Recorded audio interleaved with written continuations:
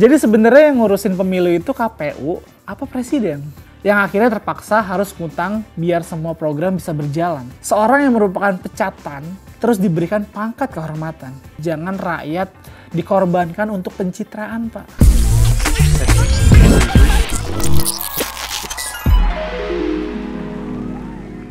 Kemarin udah bahas soal kecurangan, terus hak angket. Di video kali ini gue mau bahas soal kejadian-kejadian ajaib nih yang terjadi sekitar seminggu belakangan. Yang pertama, soal program makan siang gratis yang membahayakan negara dan pemberian kenaikan pangkat Prabowo dari Jenderal Bintang 3 menjadi Jenderal Bintang 4 kehormatan.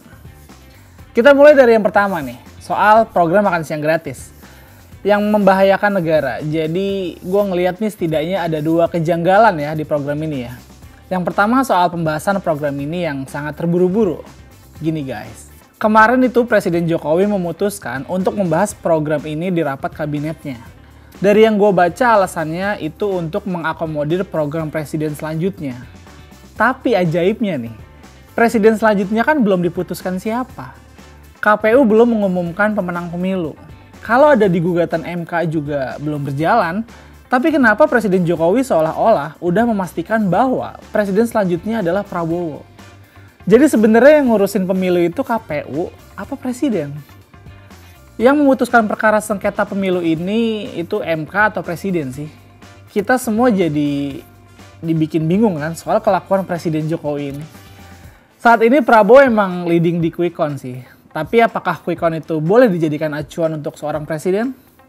Sebagai kepala negara, harusnya kan presiden itu bisa lebih bersabar dan jangan gerusa-gerusu lah. Kan Pak Jokowi sendiri yang bilang. Jangan gerusa-gerusu. Nah, ini kan buat ngelakuin langkah-langkah politik selanjutnya. KPU juga belum memutuskan kok. Proses di MK juga belum kelar, bahkan dimulai aja belum. Belum lagi nih, soal hak angket yang kemungkinan besar akan bergulir dan menurut gue sebaiknya Pak Jokowi minimal menunggu beres dulu lah ya proses di KPU dan MK. Kalau emang mau bahas program presiden selanjutnya loh. Jadi secara legal kan sudah dipastikan nih, presiden selanjutnya itu siapa. Gue bilang ini blunder besar ya dari seorang Presiden Jokowi. Gue sebenarnya sempat kaget dengan langkah Presiden Jokowi ini. Karena seorang Presiden Jokowi ini yang gue kenal itu dulu nggak pernah tuh ngambil langkah-langkah mengangkangi wewenang lembaga negara. Istilahnya selalu main cantik lah. Tapi sekarang kenapa jadi asal tabrak begini ya? Kotor banget caranya. Ada beban apakah yang ada di pundak Pak Jokowi? Kalau seandainya KPU sudah mengumumkan Prabowo Gibran sebagai pemenangnya, terus MK membatalkan kemenangannya, itu gimana nantinya? Apa Pak Jokowi nggak malu nanti? Udah bahas programnya Prabowo, tahu-taunya Prabowo nggak jadi menang. Terus kejanggalan yang kedua nih, menurut gue itu soal keuangan negara. Nah, kemarin tuh ada statement Menteri Keuangan ya, Bu Sri Mulyani soal defisit keuangan negara. Gue menangkap Menteri Keuangan mau ngasih warning aja nih, kalau program ini membahayakan keuangan negara. Coba lu hitung-hitung sendiri nih, program utama yang selama ini berjalan itu udah menimbulkan defisit keuangan negara, yang artinya duit yang kita punya itu nggak cukup lah buat jalanin program-program yang ada. Yang akhirnya terpaksa harus ngutang biar semua program bisa berjalan. Nah, kalau benar Prabowo diputuskan sebagai pemenang, gue asumsiin aja nih, dia akan melanjutkan semua program Pak Jokowi. Dan ditambah lagi program-program dia itu barulah. Itu artinya kan beban keuangan negara akan bertambah dan berpotensi menambah utang dalam jumlah yang lebih besar. Kenapa? Ya dengan program yang ada, sekarang aja duit kita masih kurang. Apalagi kalau ditambah program makan siang gratis. Yang jumlahnya katanya bisa mencapai 450 triliun per tahun. Hitungannya logis ya. Utang negara akan bertambah 450 triliun per tahunnya. Jadi kalau misalnya nih, sekarang utang negara per tahunnya 300 triliun. Dengan ditambah program makan siang gratis, ini bisa jadi utang negara per tahun jadi 750 triliun. Ngitungnya dari mana coba? Dari 300 ditambah 450 triliun. Itu baru dari satu program loh. Gimana dengan program-program yang lain? Ada prinsipnya sih utang boleh-boleh aja. Yang penting untuk sesuatu yang produktif atau sesuatu yang sifatnya sangat urgent. Kalau cuma buat pencitraan ya janganlah Pak. Warning dari Menteri Keuangan ini tentu harus jadi catatan.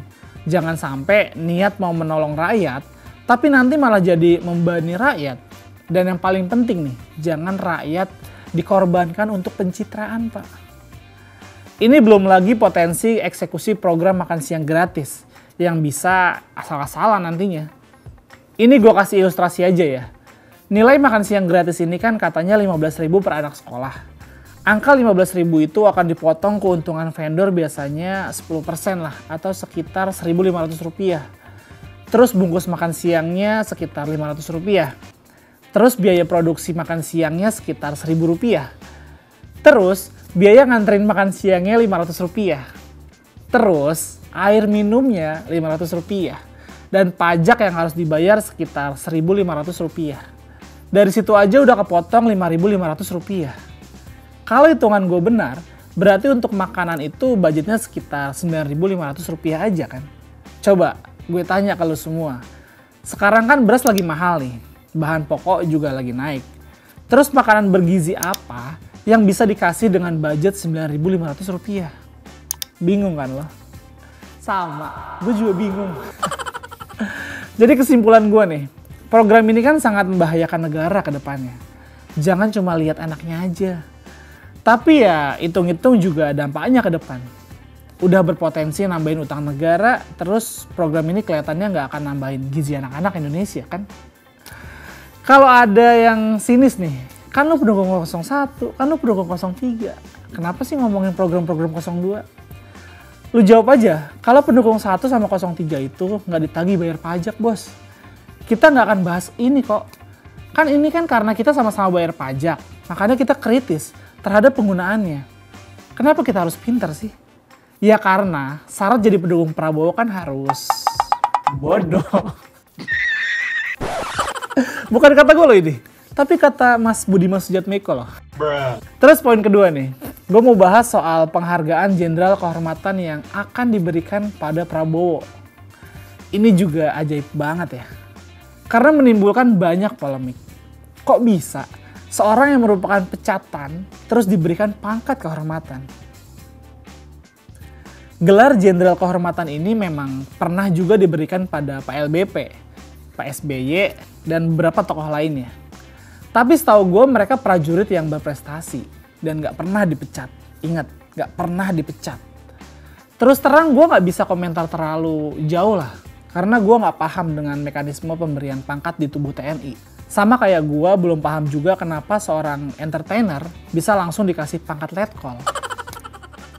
Sementara seorang AHY yang sudah ikut akademisi militer, ya ikut pendidikan militer lah.